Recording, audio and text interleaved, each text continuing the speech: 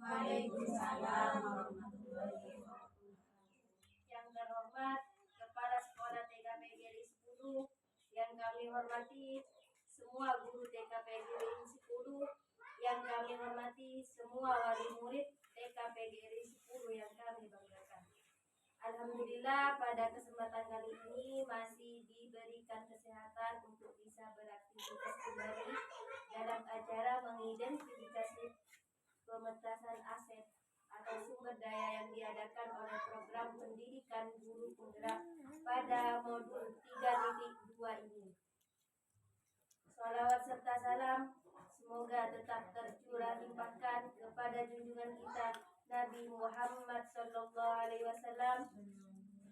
Untuk menyingkat waktu, saya akan membacakan susunan acara pada pagi hari ini. Acara yang pertama, pembukaan. Marilah kita buka acara ini dengan pembacaan basmalah bersama-sama. Bismillahirrahmanirrahim. Acara yang kedua, sambutan yang akan disampaikan oleh Kepala Sekolah TKP GRI 10 kepada Ibu Karimatul Insana SPD. Kami persilakan. Assalamualaikum warahmatullahi wabarakatuh. Waalaikumsalam warahmatullahi wabarakatuh. Yang kami hormati semua wali murid TK PGRI 10 Bokolinggo. Yang kami hormati semua guru TK PGRI 10 Bokolinggo yang kami banggakan. Pertama-tama marilah kita panjatkan puji syukur kehadirat Allah Subhanahu wa taala yang mana pada pagi hari ini kita dapat berkumpul bersama dalam keadaan sehat walafiat. Salawat serta salam semoga tetap tercurah limpahkan keharibaan junjungan kita Nabi besar Muhammad sallallahu alaihi wasallam. Saya sebagai kepala sekolah mengucapkan banyak-banyak terima kasih kepada wali murid atas waktunya dalam acara identifikasi dan pengelolaan sumber daya atau aset modal yang dimiliki TK PGRI 10 Bokolinggo yang dilaksanakan oleh Ibu Siti Rofida sebagai guru penggerak, yang mana nanti kita akan mengidentifikasi bersama-sama sumber daya atau aset yang dimiliki sekolah dan juga pemanfaatannya untuk dijadikan sumber belajar murid di sekolah. Saya sebagai kepala sekolah mungkin hanya ini yang dapat saya sampaikan. Kurang lebihnya mohon maaf. Assalamualaikum warahmatullahi wabarakatuh. Waalaikumsalam warahmatullahi wabarakatuh. Terima kasih kami sampaikan. Acara selanjutnya yaitu pemaparan mengenai aset sekolah oleh calon guru penggerak kepada Ibu Siti Rofida SPDI. Kami persilakan. Assalamualaikum warahmatullahi wabarakatuh. Waalaikumsalam warahmatullahi wabarakatuh. Alhamdulillah pada kesempatan kali ini kita masih bisa dapat berkumpul melakukan aktivitas seperti hari-hari sebelumnya. Pada hari ini kita berkumpul yang mana di sini seperti halnya yang sudah disampaikan barusan, kita akan mengidentifikasi pengelolaan sumber daya atau aset modal yang dimiliki oleh TK PGRI 10 Bokolinggo. Sebelumnya saya ucapkan terima kasih kepada wali murid atas waktunya untuk bisa mengikuti pada acara hari ini. Yang mana di sini saya akan menyampaikan yaitu mengidentifikasi pengelolaan sumber daya atau aset modal yang dimiliki sekolah. Yang mana aset modal seperti yang sudah saya tulis di depan, pemetaan aset atau aset modal yang mana di sana ada modal manusia, terus ada modal sosial, modal lingkungan atau alam, terus kemudian modal politik, modal agama atau budaya, dan modal finansial, juga modal fisik. Yang mana modal dari modal manusia itu sendiri, kita kita sekolah itu mempunyai aset sebenarnya, tapi taunya kita kalau sekolah itu aset itu adalah harta gitu kan ya. Kenyataannya di sekolah kita tidak punya harta, tapi itu aset, kita punya aset. Yang mana aset itu ada aset manusia. Sekolah kita punya aset manusia, yang mana di dalamnya aset manusia itu ada guru, ada murid, terus ada kepala sekolah seperti itu. Yang mana itu guru itu manfaatnya itu bisa mengajar anak gitu, seperti pada halnya apa yang sudah kita lakukan. Guru itu berperan aktif dalam menyampaikan pengetahuan kepada anak-anak. Itu adalah modal aset yang sudah dimiliki oleh sekolah kita. Kalau kita tidak punya aset guru, terus apa ya mau ngajar murid-murid? Itu juga termasuk dari aset. Bukan hanya kekayaan yang dinamakan aset, tapi manusia seperti guru itu adalah aset juga bagi sekolah kita. Terus kemudian seperti kepala sekolah, itu juga aset sekolah kita. Yang mana kepala sekolah di sini kan, kepala sekolah itu berperan aktif dalam kepemimpinan pengajaran, pengelolaan sumber daya yang ada di sekitar sekolah. Kemudian selanjutnya yaitu ada murid. Murid itu juga merupakan aset dari sekolah kita. Yang mana murid itu berperan aktif, manfaatnya itu berperan aktif dalam mengikuti proses pembelajaran untuk memperoleh ilmu dan keterampilan, yang mana ilmu itu didapat oleh murid dari seorang guru, yang mana guru itu merupakan aset modal manusia juga. Bukan hanya dari ketiga dari modal manusia ini, wali murid seperti ibu-ibu ini juga aset bagi kita semua, bagi sekolah. Ibu-ibu ini juga merupakan aset sekolah, yang mana ibu-ibu ini kan berperan aktif dalam mendukung pendidikan anak. Kalau tidak ada ibu-ibu yang aktif mendukung pendidikan anak, kan tidak mungkin kan ya anak-anak itu jalan sendiri sekolah, pastinya ibu yang ngantar seperti itu. Untuk mendapatkan, yang mana anak-anak untuk mendapatkan ilmu di sekolah yang didapat dari seorang guru. Terus ada lagi modal manusia itu seperti pengawas, yang mana kompetensi seorang guru tanpa pendampingan oleh seorang pengawas itu tidak sempurna jadinya apa-apa yang guru yang kita dapatkan, ilmu yang kita dapatkan dari seorang guru itu pastinya lewat selain dari hal-hal lain juga melewati dari informasi didapat dari pengawas seperti itu. Yang kedua yaitu modal sosial. Modal sosial itu yang mana modal sosial itu kayak di kepanitiaan kegiatan sekolah, kerjasama atau kolaborasi antara pihak sekolah dengan orang tua, itu sudah termasuk modal sosial. Modal sosial yang mana kerjasama antara seorang guru atau kepala sekolah, masyarakat sekolah itu berkolaborasi untuk peningkatan pembelajaran yang ada di sekolah.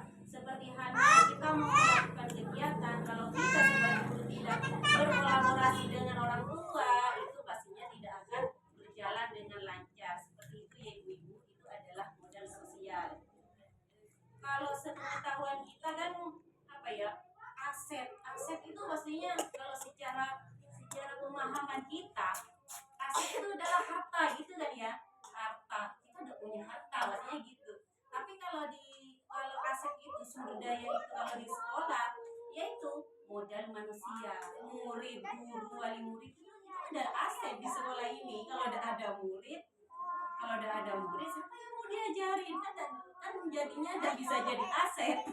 Terus kalau tidak ada orang tua untuk mendukung pembelajaran, anak tidak diantar ke sekolah, orang tua tidak semangat untuk antar anaknya, itu juga tidak bisa jadi aset nantinya. Jadinya kita perlu berkolaborasi untuk menciptakan sekolah yang gimana sekiranya itu berkembang nantinya. Yang terus selanjutnya yaitu modal lingkungan. Di sini saya memaparkan tentang memaparkan tentang identifikasi aset.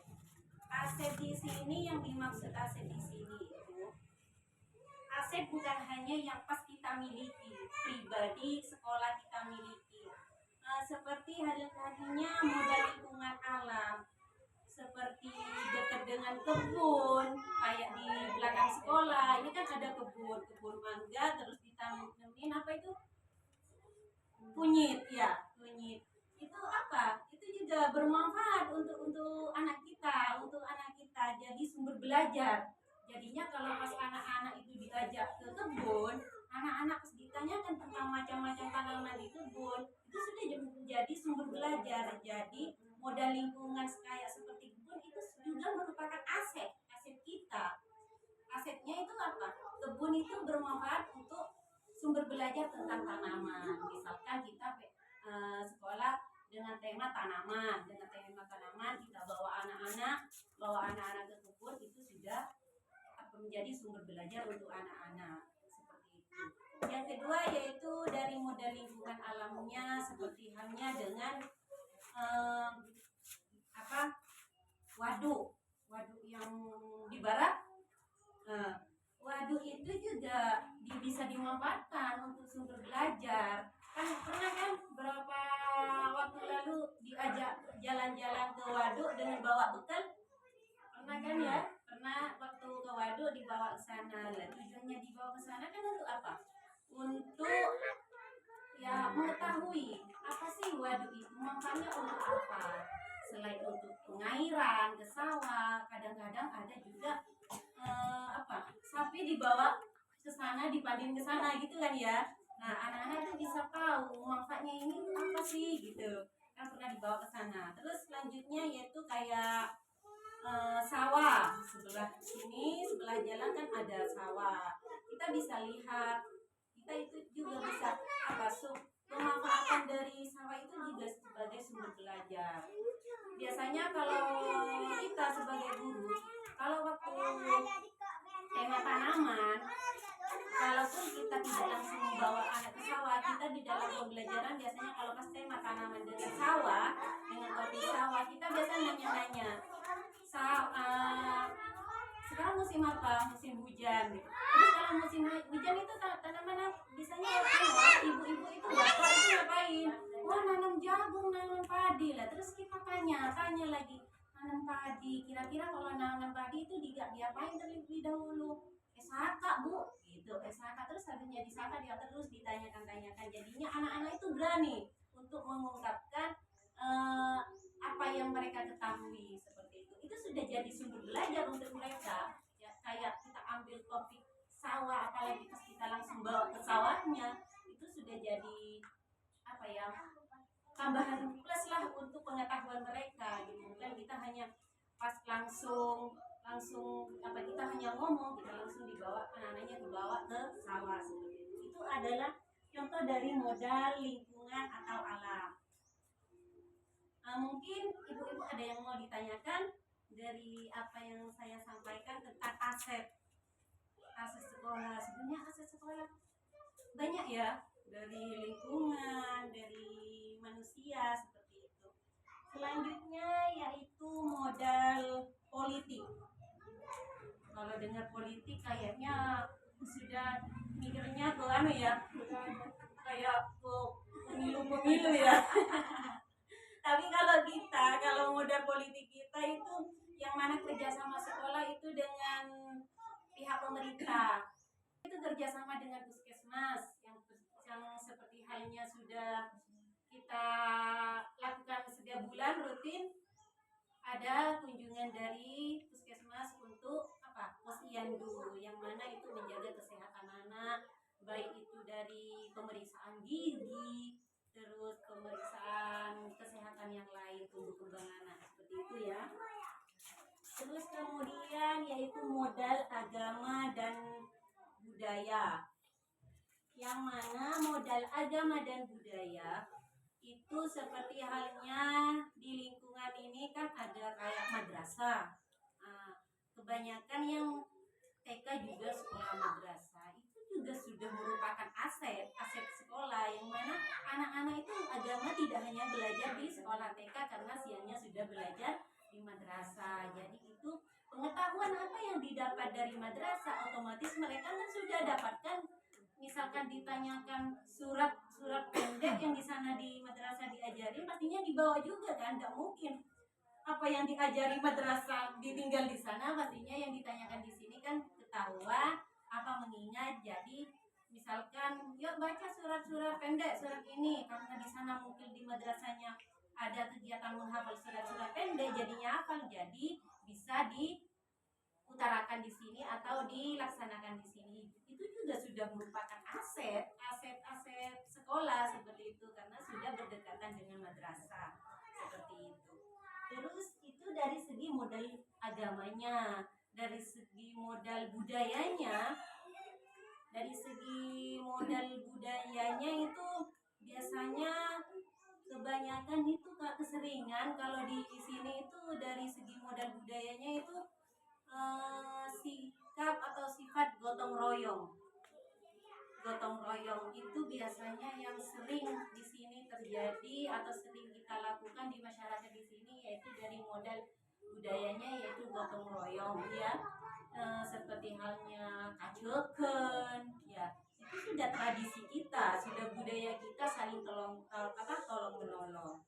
Terus kayak budaya banyak ya, kalau budaya di sini kayak mamaca itu ya, itu budaya kan, tradisi kita kan, kayak memaca. Terus apa lagi biasanya itu ya, tahunan itu ketisa apa ya, rokat tisa apa itu, rokat tisa itu sudah budaya kita.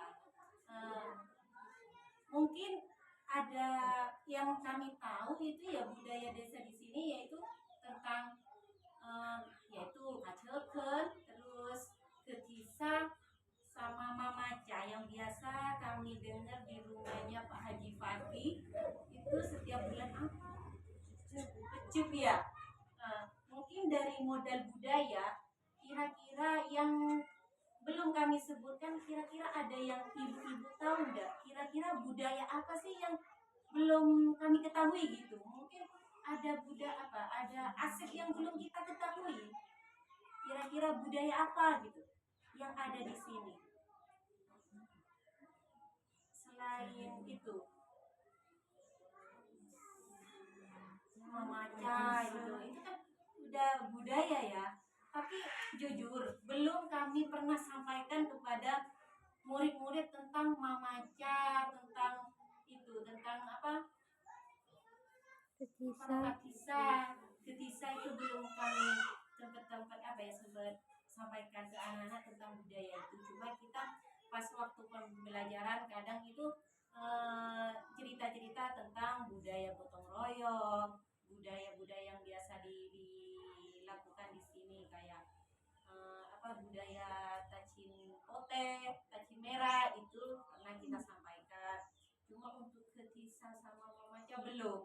Soalnya kami sebagai guru belum itu memahami apa sih isi dari mamaca dengan itu, isi dari mamaca. Mungkin dari ibu-ibu ada masukan budaya yang belum kita ketahui, itu merupakan aset, jadi kita nanti sampaikan sebagai sumber belajar untuk anak-anak seperti itu. Kira-kira ada tidak budaya di sini? Apa lagi ya? Ada ya? Kayak camacanan itu, seni camacanan itu juga budaya. Oh, pargoynya bawa camacanan lagi, bagus itu. Jadi khasnya Bondowoso, bukan hanya Gayam yang punya. Bondowoso juga punya kayak topeng kona kan, topeng kona itu khasnya Bondowoso. Aset itu bukan hanya yang ada di desa, selagi itu satu kabupaten itu bisa dimanfaatkan, bisa dijadikan sumber belajar, itu juga sudah merupakan aset kita. Terus yang keenam yaitu modal finansial. Finansial itu seperti halnya dengan modal apa yang kita kebetulan kan kita guru TK-nya kan ada 3 sama kepala sekolah, dan alhamdulillahnya belum cerdik semua masih. Dan jadi yang kita dapatkan untuk pengembangan di lembaga kita itu modal finansialnya yang didapat yaitu dari BOP, dana BOP, yang mana itu buat kebutuhan dan apa ya, kebutuhan di lembaga kita. Itu hanya pendapatan kita, pendapatan sekolah yang kita dapatkan dari pemerintah itu hanya dari BOP. Yang kedua yaitu dari kas kelas, yang mana kas kelas itu dimanfaatkan untuk pembiayaan kebutuhan kelas. Seperti itu ya ibu-ibu, bukan sebagai apa ya honor gurunya, tidak, bukan apa dipakai untuk gurunya untuk honor, tidak, itu murni dipakai untuk pembiayaan kebutuhan kelas. Seperti halnya pas ada acara-acara Bodowoso, butuh dana, itu sudah pakai dana kayak dana murid, itu sudah pakai dana dari pemerintah, juga dari yang mana BUP sama kas kelas. Terus selanjutnya yaitu modal fisik. Modal fisik yaitu yang mana sekolah ini kan model fisiknya punya gedung. Alhamdulillah kita punya gedung sendiri, meskipun ya seadanya seperti ini karena kami masih belum punya dana untuk merenovasi sekolah ini. Selayaknya kita tidak kepanasan lah, pas hujan kita tidak kehujanan, ya meskipun bolong-bolong ya terima apa adanya. Tapi dengan senang hati kalau seandainya ada sukarelawan yang mau berpartisipasi untuk misalkan, Bu, kalau lesakoni kira abrianita nih kak untuk anu tak lebur kecunga misalkan ya, nah tak lebur kecunga nih kak Bu semin sekolah sak gitu ya. Oh, alhamdulillah. Tapi kami tidak menuntut itu, cuma kami butuh apa ya, dukungan dan supportnya dari wali murid untuk tetap aktif sekolah meskipun dalam keadaan sekolah kami seperti ini. Itulah modal fisik yang dimiliki sekolah kami. Yang kedua modal fisik adanya apa itu ya, jangkru apa ya, kerdu lah gitu ya, bahasanya apa ngerti juga, kerdu, jangkru apa jangkru, adanya modal fisik jangkru yang mana itu bisa ditempatin oleh ibu-ibu duduk nunggu putra-putrinya sekolah sampai pulang sekolah. Alhamdulillah meskipun sekolahnya sederhana, kita punya modal fisik yang ibu-ibunya tak duduk di bawah, tak duduk lesehan seperti itu ya ibu-ibu.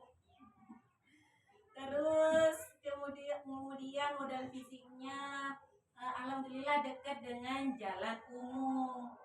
Tidak perlu kalau seandainya pas sekolahnya di rumahnya Buyi kan kita masuk gang-gang ya, alhamdulillah sudah di pinggir jalan seperti itu. Terus kemudian lahan kayak lahan kosong, bukan lahan kosong ya istilahnya lahan kosong ya, kayak punya di sini di selatannya jalan kayak di rumahnya Bulia itu kan lebar lahannya di depan, bisa anak digunakan untuk anak-anak bermain di sana, jadinya anak-anak tidak fokus di sini saja belajarnya, bisa main di sana seperti itu.